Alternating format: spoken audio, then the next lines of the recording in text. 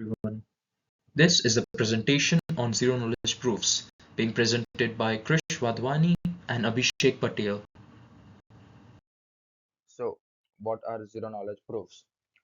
Zero knowledge proofs are a special kind of technique in cryptography where one person can prove to another that they know something without actually revealing that what the thing is. For example, let's say I know the password to a locked door and I want to prove that to you that I know it, but I don't want to reveal that password to you. How can I do this? So, a zero knowledge proof helps me prove that to you without revealing the actual password or the actual information. So, instead of telling you the password, I just walked up to that door and opened it.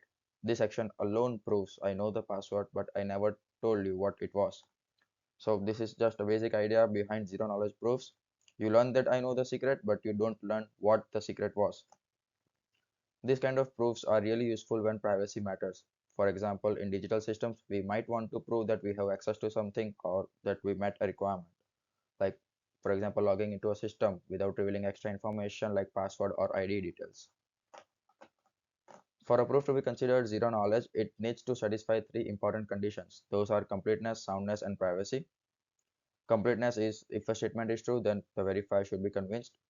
Soundness, that any false statement should not be proved by this kind of proofs. And privacy, that verifier should not learn anything about the proof, only that it is true. So zero knowledge proofs helps us build trust without giving away secrets, which is exactly what makes them so powerful in today's digital world. There are different types of zero knowledge proofs, and they are mainly categorized based on how the proof is shared between the prover and the verifier. The first category is interactive proofs. This involves a back and forth conversation. The verifier sends a challenge and the prover replies with a response. This happens multiple times, and if the prover answers correctly each time, the verifier becomes confident and convinced that the prover actually knows the secret. The second type is non-interactive proofs. Here, the prover creates a single proof that can be verified by anyone later without needing any interaction or any conversation. This is really useful for systems like blockchains where we don't want to have multiple rounds of communication. After that, we have specific implementations like zero knowledge snarks or zero knowledge stacks and bullet proofs. These are more advanced types of zero knowledge proofs used in real world application. They each have different features. For example, some are faster, some don't need trusted setup, and some are better for large amounts of data. For this, we will be looking at interactive and non-interactive proofs in detail. Interactive zero-knowledge proofs. As the name suggests, interactive zero-knowledge proofs involve a kind of conversation between the prover and the verifier. It's not just one message, but a series of steps, like maybe a game or a challenge. Here's how it works. Let's say the prover claims that he knows a secret. The verifier then sends a random challenge to the prover. The prover replies with an answer based on the secret he knows, and this process is repeated several times. Each round helps the verifier become more confident that the prover really knows the secret without ever saying what the secret is. This method works because a cheater has a very low chance of guessing the right answer multiple times in a row. So even though the verifier never sees the secret, they are convinced that the prover knows it. Interactive proofs are powerful for building trust, but may not be ideal in every system because they require live back and forth communication, which can be inefficient in some real world applications. Consider this example of an interactive proof using a simple situation. Imagine the prover has two different colored balls. One is red and the other is green. But the verifier is colorblind, so to him, both the balls look exactly the same. Now, the prover wants to convince the verifier that the two balls are actually different colors without telling him which is red and which is green. This is where the interactive proof comes in. Here's what they will do. The verifier will take both balls behind his back and either swap them or keep them in the same hands. Then he will show them to the prover. Because the prover can see the colors and the two balls are of different colors, he will know whether the balls were swapped or not. Now, if both balls were the same color, the prover will have a 50-50 chance of being right. But if they really are different colors, he will always get it right. They repeat this multiple times, maybe 20 or 30 rounds.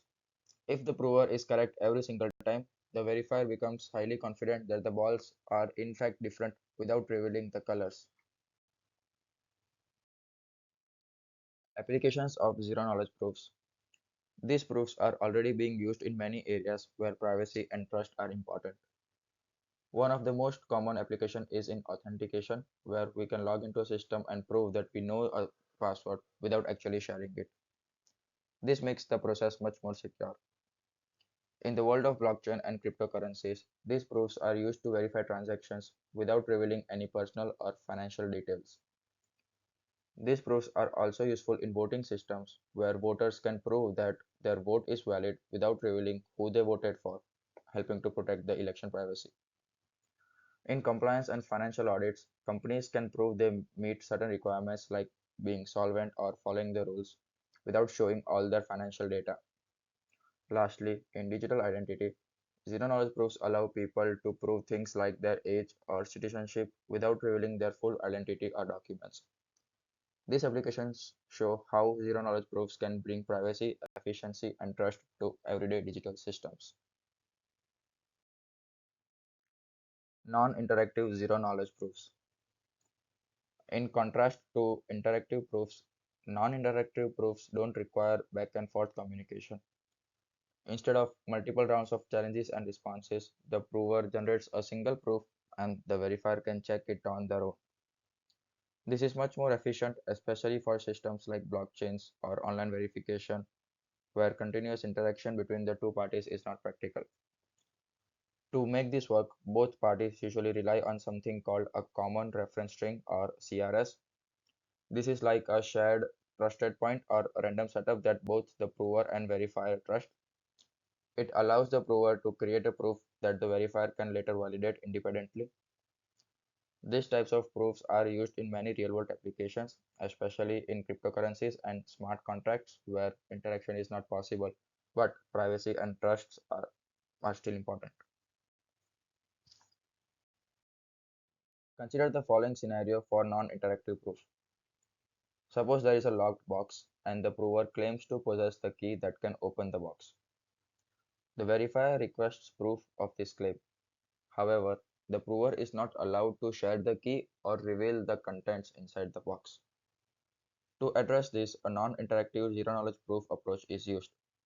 First, the prover unlocks and opens the box using the key. After that, a photo is taken from outside the box, carefully showing that the box is open but without exposing what's inside the box. The prover then digitally signs the photo and adds a timestamp cryptographic hash to ensure authenticity. This single signed proof is sent to the verifier with no further interaction required. Upon receiving the photo by the verifier, he can clearly see that the box is open. Since the image is digitally signed and timestamped, the verifier is confident that the proof is authentic and not tampered with. As a result, the verifier is convinced that the prover has access to the key without ever receiving the key or knowing the box's contents. This demonstrates a classic example of non-interactive zero-knowledge proof where a single verifiable message is sent, the secret remains undisclosed, and the trust is established without interaction. Now, why these proofs are important? Zero-knowledge proofs are important because they help protect privacy in a world where data leaks, tracking, and surveillance are serious concerns. They allow us to prove something is true, like, for example, our identity, age, or eligibility, without revealing the actual data behind it. This makes digital interaction much safer. For example, a person can prove he is over 18 without showing his birth date, or prove that he is eligible for a loan without sharing his full financial history. Zero knowledge proofs help build trust between users and systems while keeping sensitive information hidden. This is especially important in areas like digital identity, online voting, finance, and blockchain.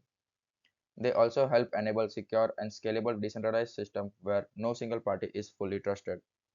So overall, zero knowledge proofs give us a way to balance security, privacy, and trust in the digital world.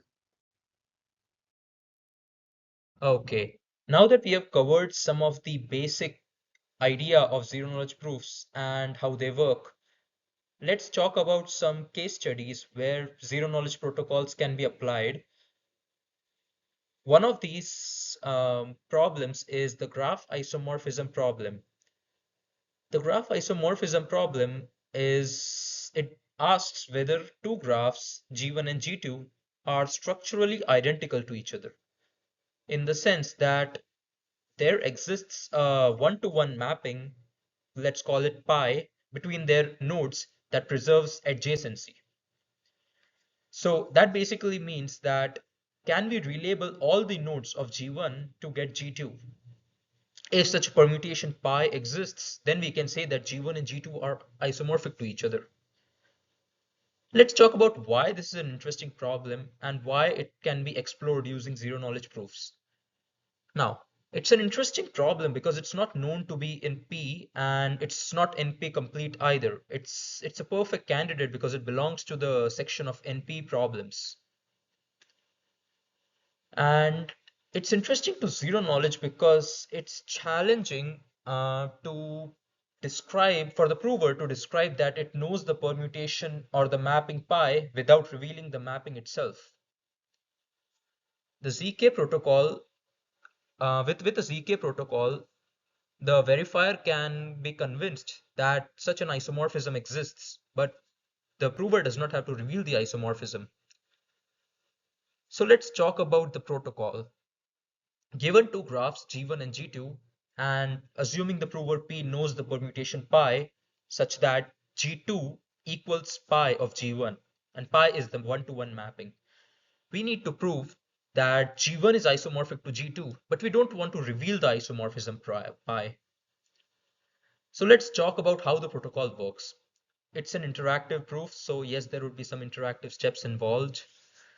So the prover P, it picks a random permutation sigma and applies it to G1. It applies it to the graph G1 in order to get a graph H, and then sends that H to the verifier V. Now, the verifier essentially chooses a random bit from 0, 1, essentially flipping a coin, and that sends that coin to P. And then depending on the value of the bit, the random bit from 0, 1, P responds with if B equals 0, P sends the mapping sigma, and verifier can just use this sigma to check whether H is equal to sigma of G1. And if B equals 1, the P sends the product of sigma and pi inverse. It's just basically a function composition. It just sends sigma of pi inverse mapping, and then the verifier just checks whether H involves sigma of pi inverse of G2. If the check passes, then the verifier is convinced for that round. Now, this protocol has to be repeated multiple times so as to reduce the probability. But let's talk about why the mapping that P responds with is valid.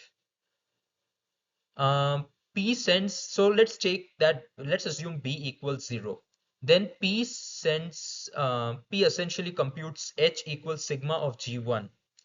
And then it's sending the sigma. Now, since the verifier V knows H and it also knows G1, it can just apply sigma to G1 and check whether that equals H. If it does, that means that the verifier V is convinced that the prover P is honest for that round. And if B equals 1, then P would send sigma of pi inverse of G2.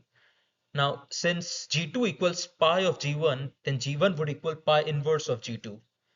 So essentially pi inverse of G2 is just G1, and then you're applying the mapping sigma to it. So then H equals sigma of G1. That's essentially equivalent. If that comes out to be equal, that means the prover P is honest for that particular round. At least the verifier can be convinced of that. And this is how the mapping works. And essentially in this entire mapping, the isomorphism P was not pi was not revealed. This is why the proof is zero knowledge and it's complete. Now, let's go over the protocol explanation for the graph isomorphism problem and how it's zero knowledge. So let's first focus on its zero knowledge property. The verifier V learns absolutely nothing about the actual isomorphism pi. That's because in every single interactive round, the prover only shows that the graph H is isomorphic to either G1 or G2, never revealing how. This means that the verifier becomes convinced that an isomorphism exists, but does not gain any knowledge about the actual isomorphism or mapping. So the proof is zero knowledge. Each and every single response from P, which is based on the bit selected by V and based on randomness, only proves that H is isomorphic to either G1 or G2. Now let's talk about the soundness property, because that's incredibly important, because we need to know if the prover is dishonest. Now, let's suppose that G1 and G2 are not isomorphic. In that case, a prover does not know the real isomorphism pi. So if it doesn't know the isomorphism, then it can only answer one of these challenges. However, since the bit B being chosen by the verifier is random, the chance that the prover is guessing the challenge correctly is 0.5, because it can only answer one of the challenges correctly. So the probability of fooling the verifier is zero point 0.5. Um, to strengthen that soundness property, we cannot stop at one round. We need to repeat this process n times. We need to repeat these interactions n times in a row. In each and every single round, the challenge has to be random and independent. So the chance that a dishonest prover fools the verifier in every round is 0.5, and if there are n rounds, the probability of cheating the verifier is 0.5 raised to n. That's that the probability reduces exponentially. So after, let's say, after 20 rounds, the probability of cheating is less than 1 in a million.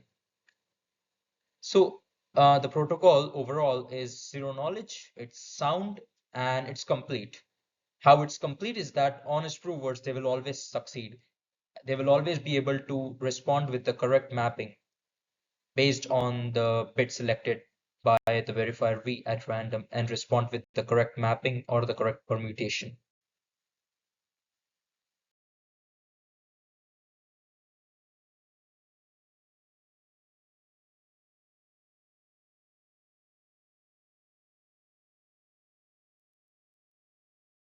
Now let's talk about the second case study, and we will talk about the quadratic residue problem and how zero knowledge proofs make a lot of sense for this problem.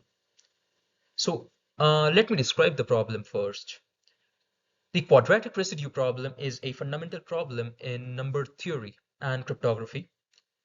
Given a large composite number n equals p times q and a value x, we need to determine whether there exists some y such that y square equals x mod n, and this problem is computationally extremely hard. The factorization of n is unknown, and the computational hardness of this problem is it forms the basis of many cryptographic protocols like the RSA encryption. So now we need the prover to convince the verifiers that x is a quadratic residue, but we don't want to reveal the square root y, which would make this problem not be zero knowledge. Now, why zero knowledge helps this problem?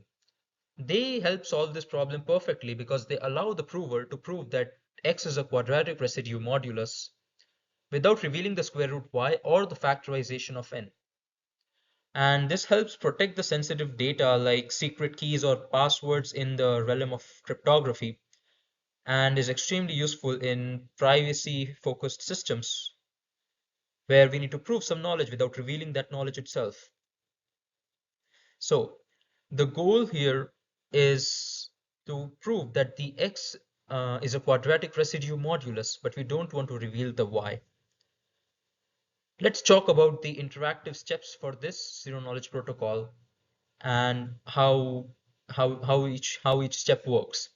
So initially the prover P picks a random value k which belongs to z plus, and it computes a equals k square mod n. and sends A to the verifier V. And now the verifier, it essentially picks a random bit from the set 0, 1 and sends that to P. Now, based on the randomness of that bit, it will P replies based on the value of that bit B. If B equals 0, P simply sends K. If B equals 1, P sends S equals K times Y mod modulus N. And now, once again, based on the bit B, the verifier checks the following. If B equals 0, the verifier will just check whether A equals K square mod N. Since P just sent the K based on the value of B, the verifier can easily check that. And now if B equals 1, the verifier just simply checks whether S square equals A times X mod N. Now, since this problem, the protocol is essentially zero knowledge because we did not reveal the Y.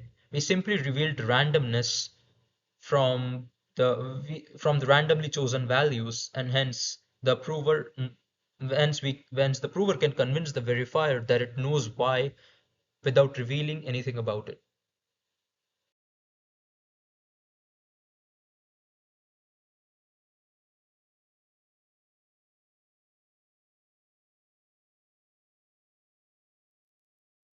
Now let's talk about this protocol for the quadratic residue problem and decipher some intuition behind the zero knowledge aspect of it.